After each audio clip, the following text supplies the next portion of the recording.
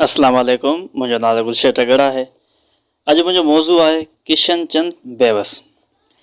किशन चंद तीरथ दास खत्री 1885 ते लाड़काणे में जनम वरितो। संदसि वॾा असुल मुल्तान जा हुआ। संदसि परॾाॾो अटकल 18वीं सदी ईस्वी जे विच धारे लाड़काणे में अची रहियो। फाइनल पास करे प्राइमरी मास्टर थियो। 3 साल ट्रेनिंग कॉलेज जा पास करे हेड मास्तरी ताईं पहुतो। 1940 में पेंशन वरिताईं। उन खां पोइ तिब जो धंधो शुरू कयाईं। किशन चंद बेवस जदीद सिंधी शाइरी खे नओ मोड़ ॾिनो। हुनजे नज़मनि में रवानी ऐं मौसीक़ियत आहे। संदसि ज़बान सलीस ऐं आम फहम आहे। संदसि शाइरी में धरती लाइ दर्द आहे।